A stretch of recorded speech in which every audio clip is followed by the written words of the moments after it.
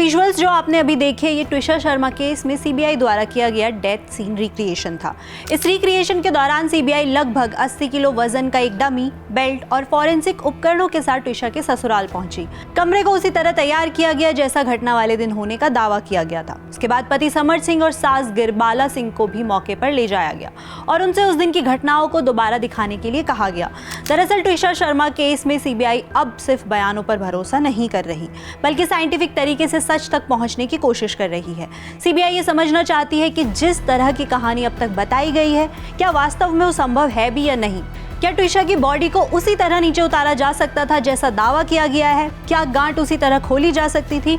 और क्या घटना स्थल और साक्ष्य उस कहानी का समर्थन करते हैं या फिर तस्वीर कुछ और है? आज के वीडियो में जानेंगे कि सीबीआई को क्राइम सीन दोबारा क्यों बनाना पड़ा, रिक्रिएशन के दौरान क्या हुआ और ट्विशा शर्मा केस में अब तक क्या क्या बड़े अपडेट सामने आए हैं।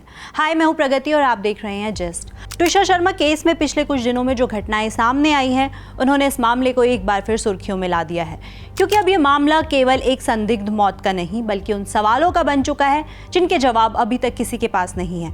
ट्विशा शर्मा की मौत उस समय हुई जब वो अपने ससुराल में थी। शुरुआती जांच में इसे आत्महत्या बताया गया, लेकिन मौत के तुरंत बाद ही ट्विशा के परिवार ने इस दावे पर सवाल खड़े कर दिए। परिवार का कहना था कि उनकी बेटी के साथ शादी के बाद सब कुछ ठीक नहीं था। उन्होंने दहेज, प्रताड़ना, मानसिक उत्पीड़न और दबाव जैसे गंभीर आरोप लगाए। परिवार का सबसे बड़ा दावा था कि ट्विशा ऐसी लड़की नहीं थी जो अपनी जिंदगी खुद खत्म कर ले। उनके पिता कई बार मीडिया के सामने आकर कह चुके हैं कि उनकी बेटी बेहद मजबूत इरादों वाली थी, उसके सपने थे, उसका भविष्य था और वो जीवन से हार मानने वालों में से नहीं थी। ट्विशा की मौत के बाद जांच को एक नया मोड़ तब मिला जब उसके कुछ व्हाट्सएप और इंस्टाग्राम चैट सामने आए। ये चैट्स उसकी मां और एक करीबी दोस्त के साथ हुई बातचीत के बताए जा रहे हैं और इन्हीं मैसेजेस ने मामले को और ज्यादा संवेदनशील बना दिया। मीडिया रिपोर्ट्स के मुताबिक मौत से कुछ दिन पहले ट्विशा ने अपनी मां को मैसेज किया था, मां मुझे बहुत ज्यादा घुटन हो रही है, आप मुझे यहाँ से लेने आ जाओ प्लीज। रिपोर्ट्स के अनुसार उसने ये भी लिखा था कि उसे ऐसा लग रहा है जैसे उसका जीवन नरक बन गया है और वो वहां नहीं रह पा रही है। सिर्फ मां ही नहीं, ट्विशा की अपने एक दोस्त के साथ हुई बातचीत भी चर्चा में रही। वायरल स्क्रीनशॉट के अनुसार उसने अपनी दोस्त को लिखा था, आई एम ट्रैप्ड ब्रो, बस तू मत फंसना। उसने शादी के बाद अपनी जिंदगी को लेकर निराशा जाहिर करते हुए कहा था कि वो घर पर बैठी एंग्जाइटी महसूस कर रही है और अपने जीवन में कुछ करना चाहती है।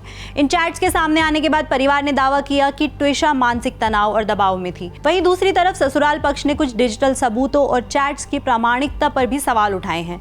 यही वजह है कि अब सीबीआई केवल बयानों पर निर्भर नहीं है। एजेंसी इन chats, call records, medical reports, forensic साक्ष्यों और क्राइम सीन रिक्रिएशन, इन सभी को जोड़कर ये समझने की कोशिश कर रही है कि ट्विशा के आखिरी दिनों में आखिर क्या हो रहा था और उसकी मौत का असली कारण क्या है।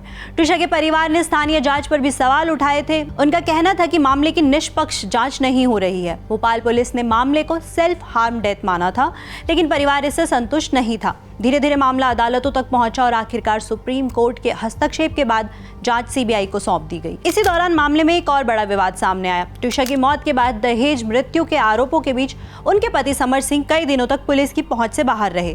पुलिस ने उनकी तलाश शुरू की, उनका पासपोर्ट तक रद्द किया गया और जानकारी देने पर इनाम भी घोषित किया गया। समर्थ लगभग 10 दिनों तक फरार रहे। बाद में जब उनकी अग्रिम जमानत की कोशिशें सफल नहीं हुई तो वो जबलपुर कोर्ट पहुंचे और सरेंडर करने की कोशिश की। इसके बाद उन्हें हिरासत में लिया गया। परिवार लगातार सवाल उठा रहा था कि जब जांच चल रही थी तब आखिर समर्थ सिंह कहां थे और इतने दिनों तक सामने क्यों नहीं आए।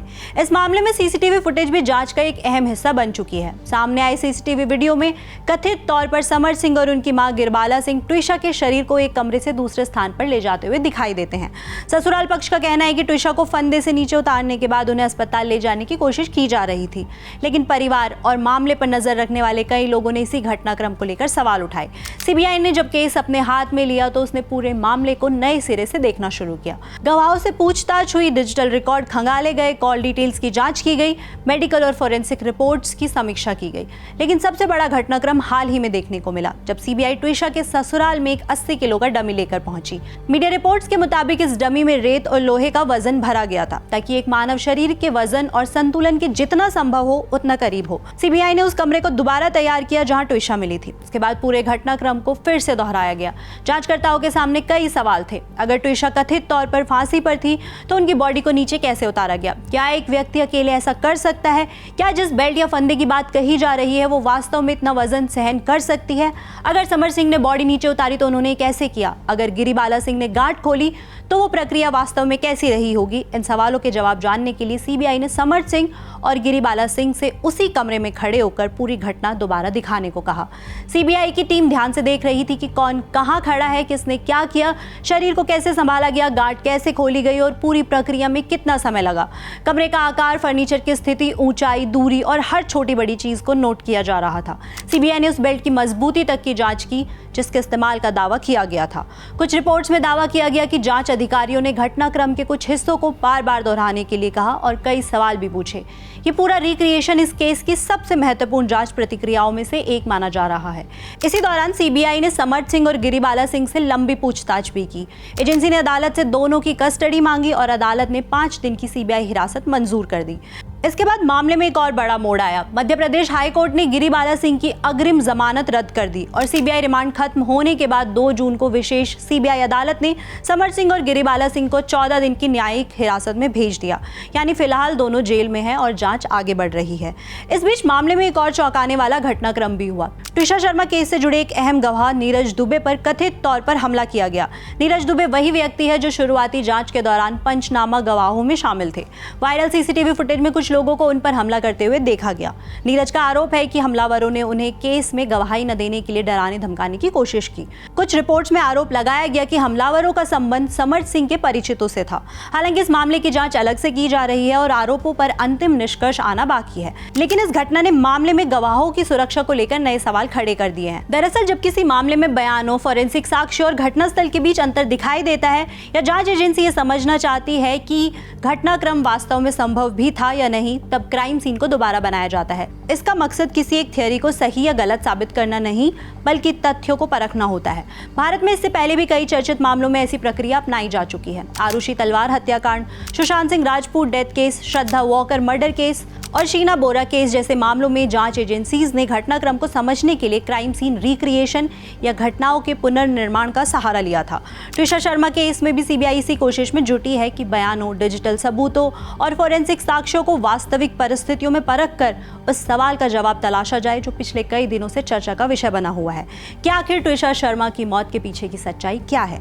फिलहाल CBI WhatsApp chats, phone records, medical दस्तावेजों, फोरेंसिक रिपोर्ट और अन्य डिजिटल साक्ष्यों की भी जांच कर रही है। एजेंसी ट्विशा के आखिरी दिनों की विस्तृत टाइमलाइन तैयार करने की कोशिश कर रही है। यानी ट्विशा ने आखिरी बार किससे बात की थी, उस दिन घर में कौन मौजूद था और उसकी मौत से पहले आखिर क्या क्या हुआ। इन सभी सवालों के जवाब अभी तलाशे जा रहे हैं। सबसे महत्वपूर्ण बात यह है कि अब तक सीबीआई ने सार्वजनिक नहीं किया है कि क्राइम सीन रिक्रिएशन से क्या निष्कर्ष निकला। क्या इससे जान देने की थ्योरी मजबूत हुई या फिर जांच किसी नई दिशा में बढ़ रही है? इन सवालों के जवाब फिलहाल सीबीआई के पास है। जैसे जैसे इस मामले में नई जानकारी सामने आएगी हम आपको अपडेट करते रहेंगे। आप इस पूरे मामले को कैसे देखते हैं, हमें कमेंट करके जरूर बताएं। देश, दुनिया और आपसे जुड़ी हर खबर के लिए देखते रहे जिस्ट।